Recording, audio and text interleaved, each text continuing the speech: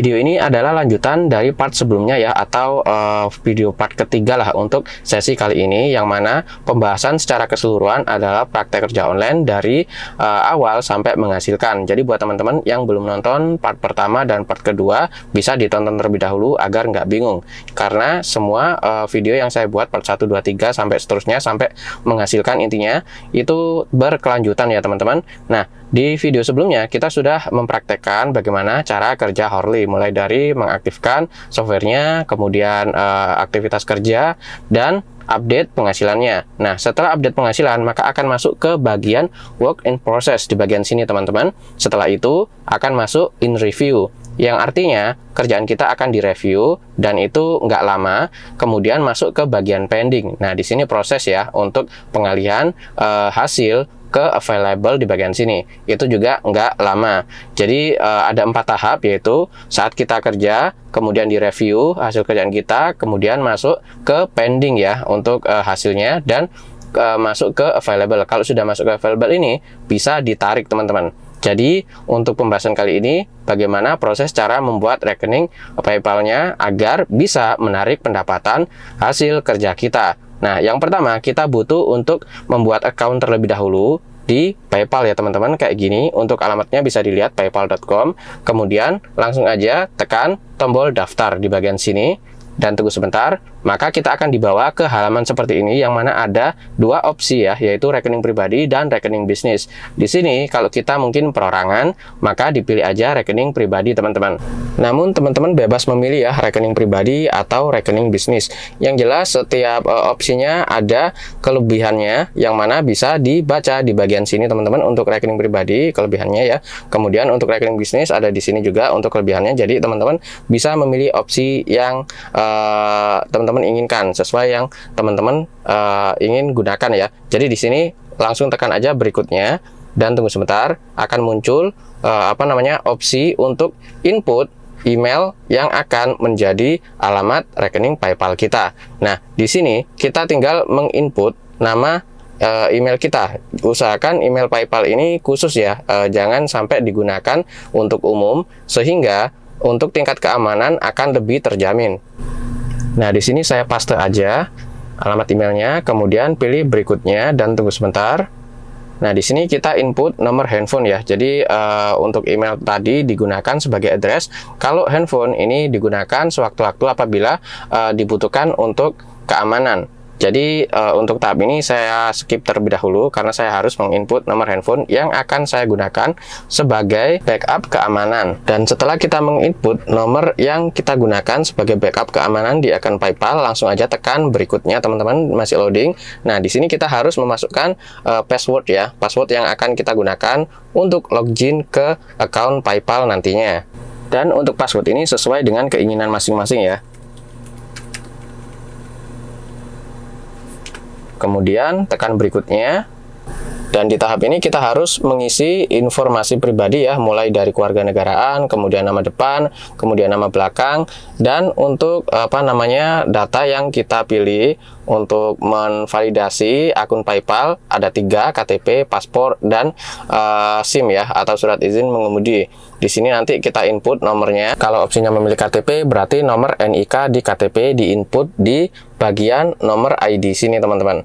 Kemudian tanggal lahir, setelah itu langsung aja ditekan tombol next. Jadi buat teman-teman yang ingin mendaftar, prosesnya seperti itu untuk tahap awalnya. Apabila sudah diisi, langsung aja tekan berikutnya dan tunggu sebentar.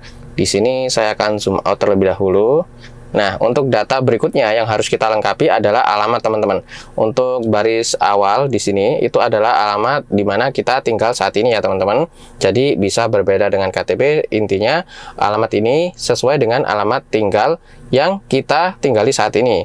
Misal domisili di KTP-nya desa A, tapi kita lagi tinggal di desa B. Nah, desa B diinput di baris pertama ini teman-teman. Untuk baris keduanya bisa dikosongin. Kemudian kota ini harus diisi, kemudian provinsi juga harus diisi, kemudian kode pos. Kode posnya jangan sampai keliru ya teman-teman. Kemudian dicentang dua-duanya yang ada kotaknya ini teman-teman.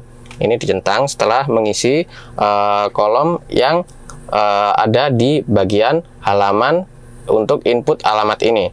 Jadi di sini akan saya isi terlebih dahulu, kemudian tinggal ditekan setuju dan buat rekening. Di sini ditekan aja apabila kita sudah mengisi semua kolom yang tertera di atasnya tadi ya.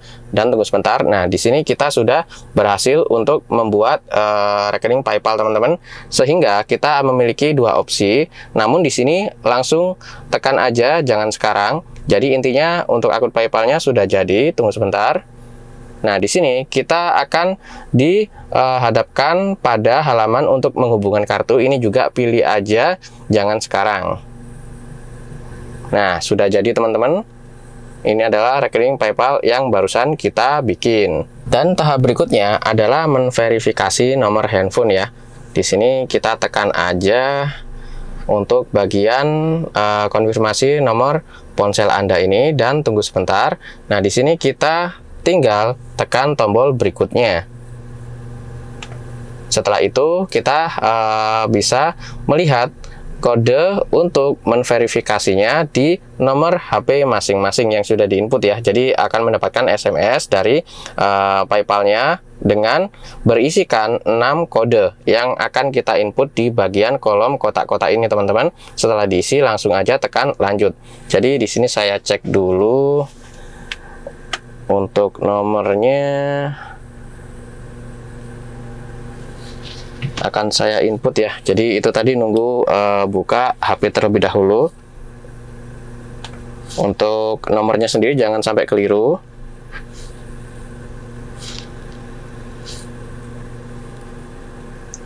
Nah, kalau sudah loading bisa dilihat, dan dengan memiliki rekening PayPal seperti ini maka kita bisa menarik pendapatan dari berbagai platform seperti guru.com. Kayak gini tampilannya teman-teman. Ini juga sama seperti Upwork ya. Kemudian freelancer.com ini juga sama seperti Upwork. Kemudian Fiverr ini juga sama teman-teman. Kemudian 99 Design. Nah, ini ada dua function, yaitu kontes dan project seperti Upwork gitu. Kemudian ada desain kontes, desain course ya. Desain kontes juga bisa. Namun di sini biar nggak kebanyakan dari tab yang saya buka, jadi saya buka seperti ini aja untuk opsi-opsinya. Yang jelas untuk tahap-tahapnya di Upwork ini ada 4 tahap. Yang jelas apabila sudah berpindah ke pending tinggal menunggu satu opsi lagi, yaitu di available. Kalau sudah masuk di available, di sini baru bisa ditarik ke rekening PayPal atau sesuai dengan opsi metode pembayaran yang dipilih. Karena nggak cuma PayPal, transfer bank langsung juga bisa teman-teman. Jadi kalau menggunakan yang transfer bank langsung, nggak perlu PayPal, saldonya akan langsung masuk ke rekening yang kita hubungkan dengan akun di Upwork ini. Jadi di situ langsung jadi rupiah ya. Tapi kalau diarahkan ke PayPal dulu, maka akan menjadi dolar untuk kursnya. Sehingga kalau ingin dijadikan rupiah harus dilakukan penarikan lagi atau withdraw dari PayPal ke rekening bank yang teman-teman hubungkan dengan account PayPal. Jadi seperti itu, dan akan kita praktekkan di video berikutnya ya. Jadi teman-teman bisa melihat bagaimana prosesnya, mulai dari bidding project dari awal, kemudian ngerjain, kemudian bikin akun PayPal, kemudian menghubungkan sampai penarikannya jadi rupiah. Teman-teman akan bisa melihat prosesnya teman-teman. Oke, sekian dulu untuk video kali ini. Maaf apabila banyak kekurangan, dan apabila teman-teman punya pertanyaan bisa langsung menghubungi saya melalui nomor WhatsApp yang sudah saya lampirkan. Oke, sekian, terima kasih telah menonton. Sampai jumpa di video berikutnya.